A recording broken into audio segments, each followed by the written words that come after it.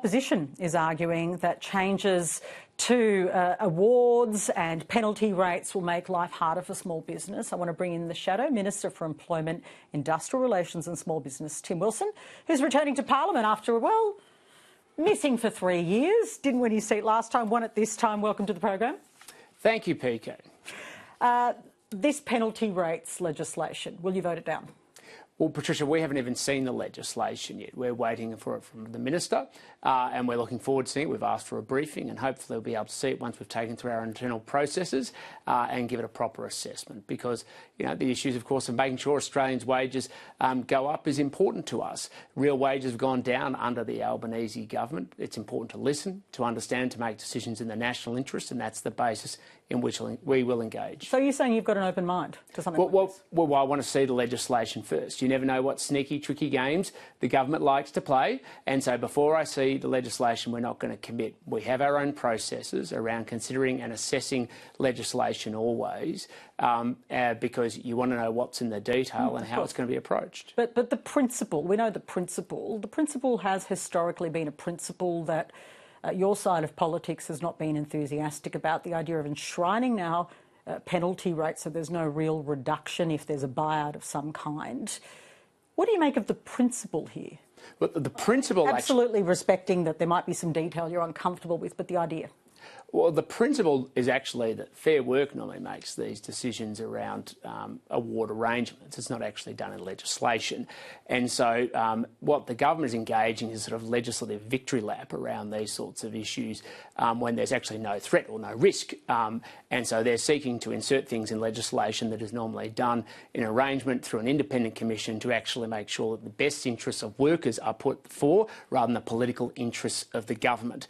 That's why we're being cautious about looking at this legislation. We want to see the detail because our focus on how we actually make sure we get the best outcome for workers, but also making sure we get the best outcome for small businesses because we actually want to see small businesses thrive. We want them to employ more Australians and give them the best chance to get ahead because that's actually how we get the best outcome for all Australians. We know last week unemployment is rising. We have record business insolvencies. This is not a healthy space for the economy. We've got an economic sinkhole that's emerging and we do not want this because it will not end here.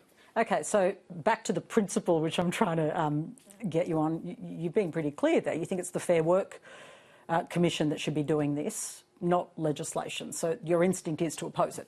Well, no, the Fair Work Commission has the authority now to do these things. The government is the one who's actually bucking the principle and bucking the existing system. So you don't think the legislation should be put or passed in the Parliament? They are simply the ones bucking it. They're the ones who have to make the case around what they're seeking to do, and that's why it's so important to see the legislation. As I said, I think the government's engaging in a sort of legislative victory lap.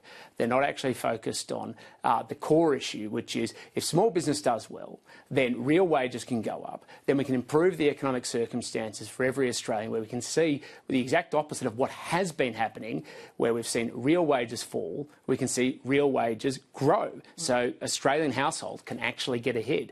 That's what we want. Instead, to address the problems that the government has created, they're having to create these legislative solutions rather than addressing the root cause of the problem. OK, so now in your new role, the coalition has been a bit gun-shy when it comes to discussing industrial relations. I would argue... I'm right here, Patricia. No, I'm not saying in fronting up, but in putting positions. And I think that's really been the case since the work choices overreach, which smashed the Howard government in 2007.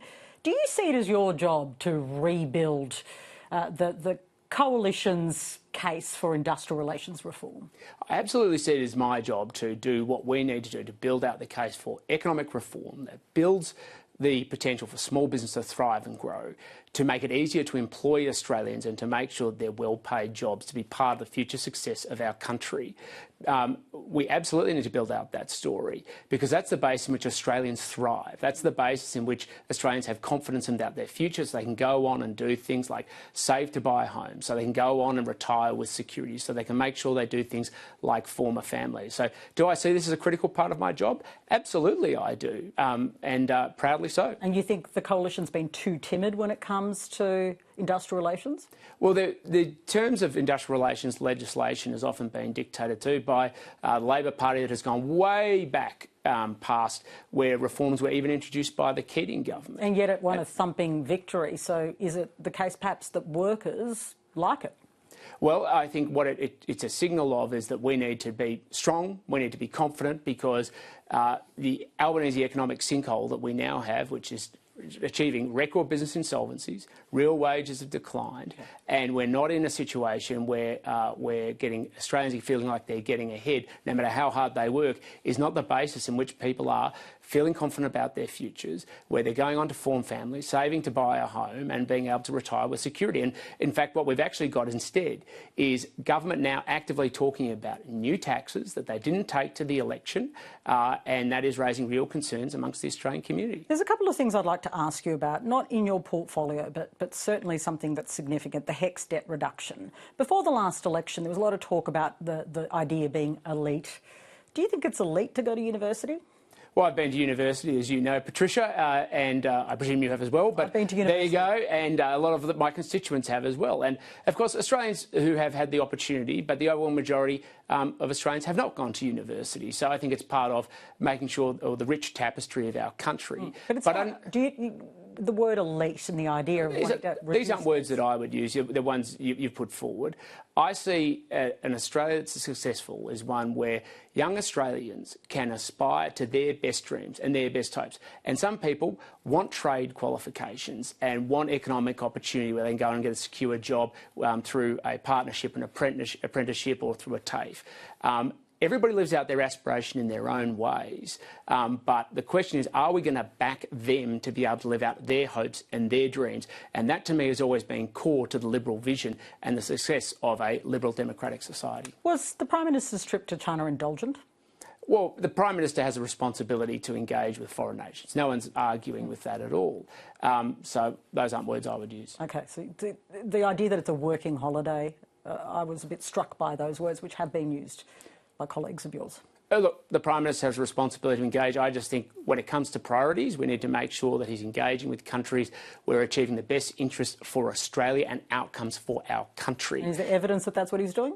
Well, I think that we have really serious challenges at the moment with the United States, where we have tariffs being flagged by President Trump. We need those to be properly addressed, and I would be hoping that we would see strong action on that front. We have lots of challenges in our region, of which, of course, China is one part of it. So he's got to make those decisions. People will judge him accordingly, but it's important to make sure that we're getting the best interest, and he's advancing our national interest right now. Barnaby Joyce saying that there needs to be opposition on net zero. What's your response to that as the party reviews net zero? Well, I mean, what was the promise of net zero? The promise of net zero was that prices would decline, we would see a reduction in emissions, and of course there would be no issues around grid stability, around energy. The simple facts, the government's own data shows this. Prices have risen, emissions have risen, and of course we have big issues around grid stability.